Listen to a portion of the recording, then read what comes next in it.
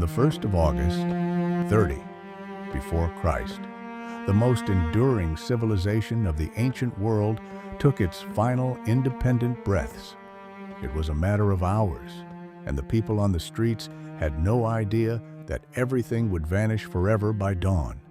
In Alexandria, exactly 18 hours before the enemy legions arrived, the scribes of the royal treasury recorded the last shipment of grain in the underground warehouses. It was 4,200 sacks of wheat. In the dark corridors of the palace, archivists sealed 127 papyrus cylinders. They contained decrees from the last queen that no official of that bloodline would ever read again. At dusk, the high priest sent the sovereign a lapis lazuli scarab. It bore her sacred insignia, placed on the private altar at precisely 7:32 in the evening. Have you ever felt that chill down your spine, realizing that an empire of 3,000 years was being locked away in drawers in absolute silence? On the eastern walls, the sentinels watched the campfires of the young Roman general. He was just 7 miles away. The guards logged the most terrifying information of all in their shift diary. No order of resistance had been issued by the royal command. To understand the sheer magnitude of what collapsed in those 72 hours, you must forget the image of epic battles and crossed swords in the desert. What sustained the empire of the last queen was not the ancient military formations inherited from Macedonian conquerors. It was an invisible and relentless administrative gear, a bureaucratic machine that had worked almost without interruption since the unification of that land 3,100 years before Christ. While the young Roman general marched east, the land registry system of the Nile Valley kept operating. It ran with a precision that bordered on the terrifying. There were 2,700,000 measures of arable land, meticulously divided into 42 administrative districts. In each of these hubs, highly trained scribes reported the harvests, collected taxes, and measured the exact flood levels of the river with every lunar cycle. They sent constant reports to the central palace offices. This was not a kingdom sustained by magic or mysticism. It was a true leviathan of data, numbers, and state control. At that time, 1,847 temples functioned not just as places of religious worship, they acted as true regional banks. They were massive stone economic fortresses that stored tons of grain, gold vaults, and debt contracts from over 4,100,000 subjects. It was, quite simply, the largest and most sophisticated centralized agricultural credit system in the entire Mediterranean. And if you value discovering how real history is far more complex and fascinating than the summaries they teach in school, consider subscribing here to the channel to join us on these deep investigations. In the armored basements of the capital's Great Library, nearly 500,000 papyrus scrolls documented 3 millennia of royal decrees. They held diplomatic treaties and countless property records. It was these fragile plant-based scrolls that validated the ownership of every inch of land, from the northern coast to the arid southern borders. It was a web of social and economic control so perfect that the enemy force, upon crossing the border in July of 30 before Christ, brought a silent, strategic, and highly specific order. The Roman legions did not march across the desert to burn cities, topple statues, or destroy that ancient system. They marched to seize control of it, keeping it absolutely intact. The great capital did not need to be reduced to rubble. It needed to be tamed. The survival of the invading republic itself depended on 4 million measures of Egyptian wheat every year to feed its starving population. What was at stake in those tense days was not the pride of a military leader, it was the possession of the greatest source of food and wealth in the known world. The ancestral empire was not about to be wiped out by brute force. It was about to be swallowed whole by the bureaucracy of a new master. To understand how this unbreakable dominion of 3 millennia reached its final bureaucratic breath, we need to step back in time. We need to look at the silent chessboards of diplomacy from that era. In 37 before Christ, the last queen made a decision. To the superficial eyes of those reading modern historical summaries, it might seem like a purely passionate mistake. She swung open the heavy doors of the deepest chambers of her vaults. She financed the military campaign of the Roman general who controlled the East with an astonishing 20,000 talents of solid gold. To give you an idea of what that means, endless cargo caravans were required just to transport the sheer physical weight of this colossal fortune from one city to another. But there was no blind passion or tactical naivety in this choice. There was calculation. It was a cold and deeply grounded diplomatic pragmatism.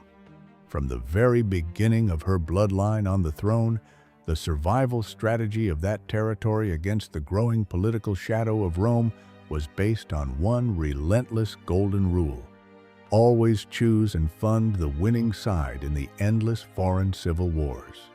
At that specific historical moment, the allied Roman general commanded the East. He had 19 formidable legions under his direct command, and he had just crushed his internal opponents in highly decisive battles. For any fleet administrator, high priest, or seasoned strategist walking through the quiet palace gardens, there was not even a shadow of a doubt in this gamble. It was, from every institutional perspective of the time, the safest and most logical move to make. The political alliance, formalized in 36 before Christ, did not represent a greedy or unreasonable expansion by the sovereign.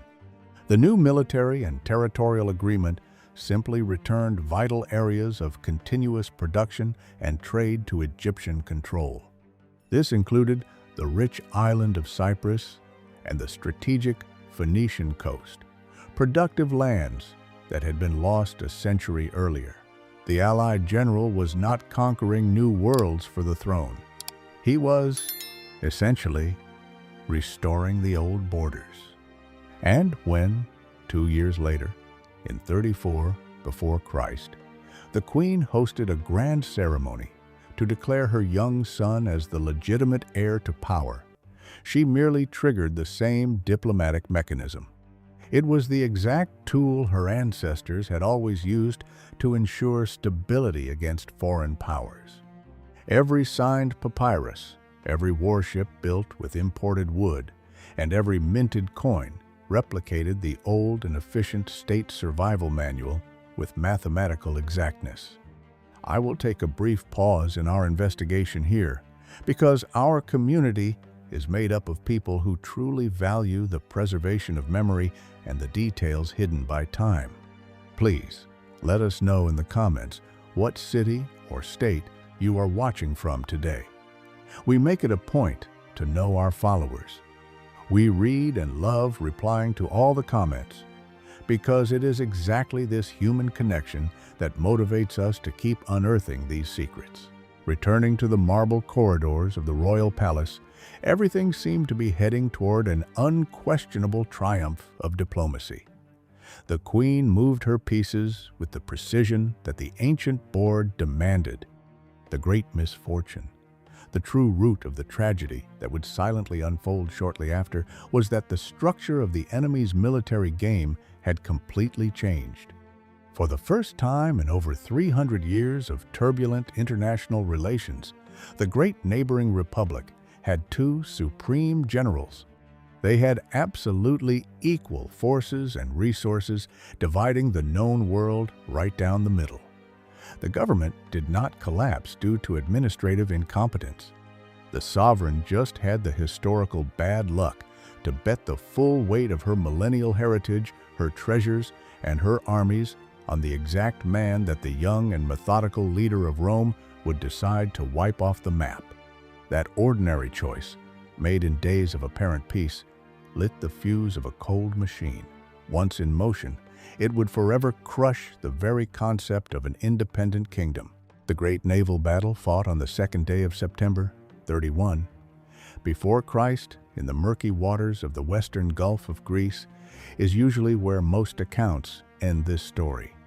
After 6 hours of intense maneuvers and wooden hulls colliding under the harsh sun, the sovereign and her allied general ordered a desperate retreat. They tore through the enemy blockade and fled back to the safety of the great ports of Alexandria. To anyone reading the military annals superficially, that combat feels like the exact moment the Eastern Empire crumbled. But there is a deep, silent detail that underpins the real tragedy. The naval defeat did not seal the fate of that ancient civilization. The true point of no return did not happen on the open sea with flames crossing the sky. It happened behind the dark scenes of the following 11 months. It was driven not by the steel of swords, but by the weight of gold and unseen betrayal. Between September of that year and August of 30 before Christ, the young leader of Rome took an action that would chill the bones of any defense strategist. He simply did not march on the Egyptian capital. Instead of launching an immediate and risky siege against formidable walls, he opted for a slow, methodical, and relentless strangulation. For almost a whole year, he consolidated his power in every neighboring province. Cutting off all land and naval escape routes, he ensured, through veiled threats and marriages of convenience, that no regional governor could offer shelter to the defeated leaders. But his most devastating weapon was not forced starvation or the commercial isolation of the capital. It was the lone emissaries traveling in the shadows of the early morning. They carried secret messages directed not at enemy generals, but at the Queen's very own inner palace guard. In that time of extreme uncertainty, there were 4 heavily armed legions stationed permanently on Egyptian soil. They were under the direct orders of the allied general. The new master of the Roman forces offered these trusted commanders something impossible to refuse: absolute pardon for their past choices and extraordinary payouts. He used the Alexandrian capital's own gold reserves as the reward, with just one condition. They had to abandon their posts before the dust of invading boots could be seen on the desert horizon. The military code of honor melted under the harsh reality of survival. By May of 30 before Christ, 3 of those formidable legions had already switched sides in total silence. They did not fire a single defensive dart or sound an alarm in the watchtowers. The kingdom's protection structure disintegrated from the inside out. It was like the supporting pillars of a heavy roof being silently sawed through during the night, while the homeowners are still sound asleep. When the massive invading army finally crossed the eastern border under the suffocating heat of the month of July, the imposing Alexandria was, in practice, already a ghost town in terms of military reaction power. It was diplomatically extinct and completely defenseless. The final blow, however, carried a terrifying bureaucratic coldness. The colossal central treasury reserves, amassed over dozens of generations of monarchs, totaled 12,800 talents in solid gold and silver bars. But they were no longer a mystery for the conquerors to uncover. 3 weeks before the enemy banners appeared on the outskirts of the city, undercover agents were already operating freely inside government facilities. They had finalized and sent long, detailed lists of the entire royal inventory straight to the Roman general's tent. He was not riding into the unknown to risk his life in an epic war of conquest.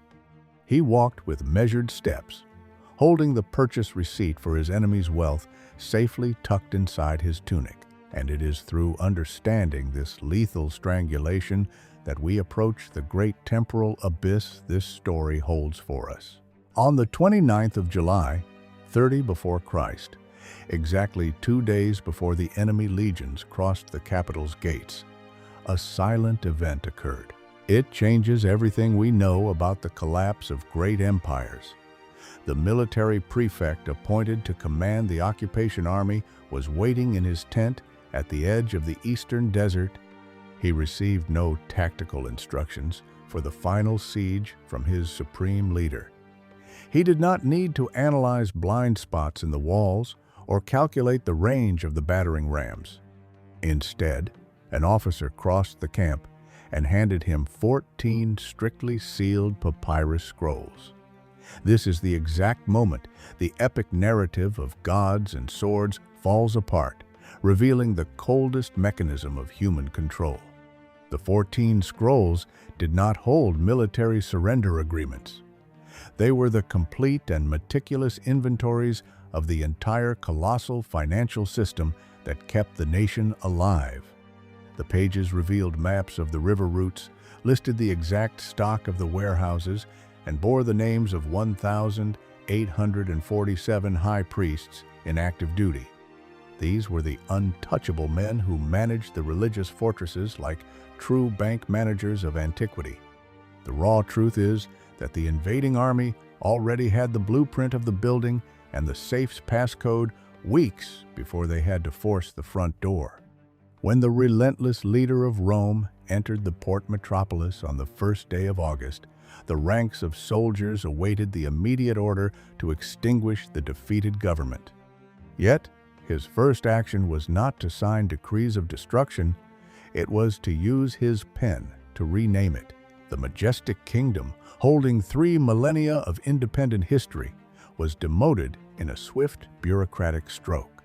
It became a submissive province, a private agricultural estate, answering exclusively to the new Roman ruler. The old gear that fed the world would not be smashed. It would be carefully transferred to a new owner without interrupting a single harvest. Here we dive into the most psychologically heavy point of this transition. All the scribes, the mathematicians in charge of measuring the river's flood, the tax collectors, and the administrators of the 42 districts remained strictly at their posts. They sat quietly in their chairs, illuminated by the same oil lamps, performing the same duties on the long afternoon of the 1st of August. Absolutely nothing in their routine suffered a scratch. The only difference was that, starting that afternoon, the fruits of their daily labor no longer enriched the central palace. They would now be shipped off to a very different sea. The long military tension contrasted terrifyingly with this administrative transition, wrapped up in an astonishing 72 hours. The troops did not land to wipe the Eastern civilization off the earth. They invaded the territory solely because the survival of their own starving population demanded possession of the most efficient grain machine in the world. The new owners needed this structure, working at maximum capacity. They could not afford the luxury of halting even a single commercial harvest. By the end of that gloomy first day of August, the night landscape revealed a truth far removed from epic combat. The paved streets did not wake up smelling of burning ruins. The metropolis stood tall on a terrible illusion of normality. The millennial statues remained clean, and the market vendors locked their doors at the usual time. What silently evaporated under the Mediterranean light was not a territory, but the vital life force of an identity. The independence of that people was swept off the table without a single decisive battle. The burial of that society was methodical and faceless. It applied a permanent dominion with perfect accounting clarity, locking 3,000 years of history under the rug. The final royal symbol, carved into stone under the sacred authority of a legitimate pharaoh, was not forged in the great coastal capital. It was not made under the watchful, armed eyes of the occupying Roman army. It was meticulously sculpted on the 12th of August, 30 before Christ. This was exactly 11 days after the new enemy leader took absolute control of the streets of Alexandria. That final record took place in the far south of the territory, on the distant and dusty border with Nubia. It was in the isolated courtyards of the sacred temple of Philae. There, shielded by the desert heat and a colossal delay in imperial communication, the old, shaved-headed priests continued their ancient rituals with discipline. They sealed that ancestral inscription without even suspecting that the sovereign to whom they pledged total devotion had already met her tragic and lonely end in the palace chambers. They did not know that the very crown they swore to protect for eternity no longer existed in the world of the living. After that specific date in the month of August, no other inscription in the complex and mystical writing of hieroglyphs ever again carried the imposing title of Lord of the Two Lands. That was the strict political and spiritual formula that had identified the legitimate ruler since the year 3100 before Christ. The reason for this monumental blackout was of terrifying bureaucratic coldness. The great foreign power simply never named, and would never allow to be named, a formal successor to sit on that millennial throne. The once powerful and unshakable empire of the Nile River was forcibly demoted. It was permanently reclassified as a mere personal agricultural extension. It came to be administered by a modest foreign equestrian prefect. This was an official who, by order of the High Senate starting in the year 27 before Christ, was strictly forbidden to wear or display any kind of adornment that hinted at the ancient pharaonic dignity. The impact of this corporate transition on everyday life had silent and crushing proportions. In the vast and guarded archives of the capital's majestic library, nearly 500,000 papyrus scrolls instantly lost absolutely all of their legal function. Those fragile, plant-based documents, which mapped 3 unbroken millennia of bloodlines, diplomatic agreements, and state decisions, ceased to hold any legal weight. The complex property system they organized and validated vanished into dust, the exact moment the last ruler succumbed without leaving a successor recognized by Rome. The ancient deeds for valuable land, the vast commercial grain agreements, and the inheritance records guarded so zealously by wealthy families became simple pieces of paper overnight. They had no jurisdiction. They were invalid memories of a ghost era.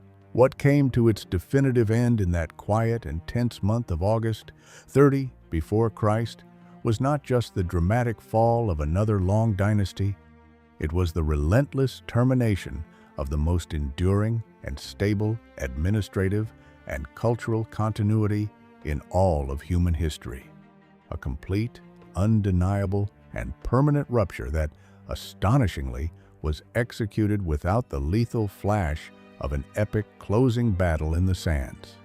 Total dominion was secured without a single major military siege documented in the war chronicles. No massive column of a temple needed to be shattered by stone-throwing machines. Not a single market square was sacked by furious legionaries. The greatest and oldest civilization of the Mediterranean was not wiped out by a hurricane of violence. It was silently and perfectly suffocated under mountains of new contracts, the strong wax seals of its new owners, and the heavy silence of gods who would never again, in all of human history, be invoked by the name of a pharaoh. The administrative silence that blanketed the great coastal metropolis in those tense weeks did more than just end the authority of an ancient ruling bloodline. It locked away historical answers in the dark that we may never be able to recover. When we look at the physical consequences of that first day of August 30 before Christ, we realize that the greatest loss was not the gold treasures melted down to pay foreign soldiers. What haunts modern researchers the most are the material ghosts of that transition. Objects and documents that survived the initial impact only to slowly disappear into the complex labyrinth of time. Remember those 127 papyrus cylinders meticulously sealed by the palace archivists on the final afternoon the territory was independent? They contained the final decrees and parting words of a state machine that had run without pause for 3 millennia. The painful irony is that 91 of those fragile plant scrolls survived major fires in the following decades. They were preserved with extreme care on the cedar shelves of a famous foreign library. Yet absolutely none of them were ever read or translated before turning to ash during the structural collapse of that facility in the year 642 of our era. The final voice of the last sovereign waited in silence for centuries on cold shelves, only to vanish forever without revealing her ultimate commands. The suffocating weight of oblivion also fell on incredibly personal pieces. The small scarab carved in lapis lazuli, placed on the private prayer altar punctually at 7:32 in the evening on that final day, became one of the most sought-after relics in all of modern archaeology. Court records confirm its physical delivery, but the piece evaporated. It does not appear in the meticulous collection inventories of the invading generals. Marine experts hold the bitter and harsh certainty that this small, valuable adornment rests intact beneath exactly 26 feet of heavy mud at the bottom of the city's ancient eastern port, awaiting an almost impossible rescue. The relentless control imposed by the new foreign ruler also left brutal and permanent scars on the daily lives of the common people. Out of the 1,847 grand stone temples that operated as efficient regional banks, 34 were summarily closed in the very first weeks of September that year. The heavy, monumental wooden doors were locked with iron chains and marked with inviolable imperial wax seals. The deeply disturbing detail is that 11 of these colossal sanctuaries were never reopened in human history. This includes the secret chambers of a majestic complex located on the far southern border. Accounting records from that very era indicate that, in the exact instant the old priests were expelled and the doors sealed, exactly 940 rural debt contracts and 1,120 private wills were left abandoned on the shelves. Thousands of final wishes of common citizens are irrevocably locked away under tons of limestone, forgotten by the blind decree of a European empire. From time to time, however, this suffocated past experiences striking flashes of light. In the year 2019, highly qualified researchers found a false wall in the vast ruins of an ancient coastal city. Behind it, there was a sealed stone compartment, chemically dated to the turbulent month of August of that fateful year, 30 before Christ. Resting there were 17 large clay amphorae meant for storing wine, impeccably labeled with the old royal signature. Upon breaking the clay seals, feeling the air circulate in those jars after a long 2,049 years, the researchers did not find hidden gold or jewels. They found dozens of completely dried-out tiny grape seeds. Laboratory analysis revealed them to be a luxurious botanical variety cultivated exclusively for the consumption of the highest bloodline of the river valley. That plant was permanently erased from nature. In the exact millisecond, the foreign forces took control of those fertile lands. It is this melancholic physicality that makes us realize the true weight of that transition. What evaporated under the cold Western administration was not just an advanced tax collection system. It was the authentic taste of a fruit that would never again touch a human mouth. It was hopes written in family wills that were never read by their rightful heirs. It was the dark ink that dried on papyrus scrolls, sealed forever in the silence of destroyed libraries. If the dark, restless sea swallowed sacred jewels from private altars, and if the dense limestone imprisoned the financial dreams of simple farmers, how many other pieces of that massive society are still sleeping beneath our feet? What else waits, terrifyingly quiet in the absolute dark, for the heavy seal of 2 millennia to finally be broken by the stubbornness of time. When the sun finally broke over the horizon of imposing Alexandria on the morning of the 2nd of August, 30 before Christ, the warm, golden Mediterranean light illuminated a metropolis that physically looked exactly the same as the day before. The colossal lighthouse continued to cast its long shadow over the choppy waters of the eastern port. The docks were already operating at a frantic and noisy pace, with sweating stevedores carrying hundreds of heavy sacks of freshly harvested wheat. The bureaucrats and scribes woke up in their masonry homes, put on their old white linen tunics, and walked in absolute silence down the wide stone avenues toward their usual workstations. No dark smoke of destruction stained the perfectly blue coastal sky. No cry of despair echoed through the shadowed alleys of the city. Yet that morning sun was actually illuminating the first day of a world irreversibly broken in half. The oldest and most resilient civilization in human history no longer belonged to itself. It had woken up as a mere cold, submissive, and silent cog in the gigantic machinery of ambitions of a distant European republic. Today, when we walk slowly down the long, cold, and controlled hallways of great modern museums, surrounded by imposing solid gold sarcophagi, perfectly polished granite columns, and funerary masks with deep gazes, we are almost always led to believe in a dangerous tactile illusion. We look at these heavy, masterfully carved rocks and naively believe that the ancient empire of the Nile River Valley was an entity built to be absolutely eternal. We associate its undeniable greatness with the physical, insurmountable weight of the rock. But the hard, cruel, and profound lesson that tense month of August teaches us is that no civilization, no matter how grand, heavily armed, or ancient, is held upright merely by the weight of its massive monuments or the height of its walls. What kept that kingdom alive and beating was not the firmness of the limestone of the great desert pyramids. It was the complex, invisible social contract, the deep identity of its hardworking people, the unshakable belief that they answered sovereignly only to their own leaders and traditions. And it was exactly this ancient collective soul that was signed away, methodically sealed, and dispatched on fragile papyrus scrolls in the temporary tent of a young enemy leader.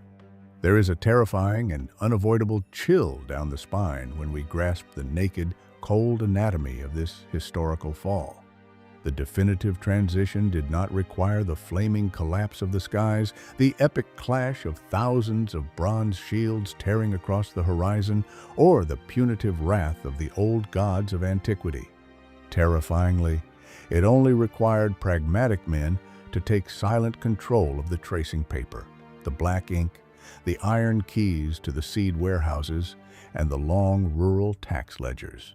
If the most enduring, complex, and incredibly structured governmental organization our planet has ever known in all its vast history could have its valuable independence wiped off the map in a mere 72 hours of a relentless bureaucratic transition, we are hopelessly forced to confront the extreme fragility of everything we have built and call our home. The definitive collapse of an entire prosperous society does not need to arrive riding on war horses foaming with fury. It can arrive invisibly, methodically, frighteningly polite, and very well documented. It can use your own admirable administrative efficiency against you, locking the heavy door of your destiny from the outside without you even noticing that the lock was permanently changed overnight. What evaporated under the dust and sun of that historic 1st of August was not a simple and replaceable piece of land bathed by the fertile waters of a great African river. It was the free and independent heart of a formidable people who shaped the foundations of our very humanity with their own hands. And as long as the dense sands of the scorching desert continue to guard in secret chambers the answers and the lives that were suffocated in those dark hours of accounting surrender, we will stand firm right here. We will keep excavating these old, forgotten memories and giving back honor and a voice to those who were erased by the heavy, cold bureaucracy of time. If you followed this investigation to the end and value the rescue of deep history, strictly documentary and stripped of easy fantasies, please leave a like on this video and subscribe to our channel.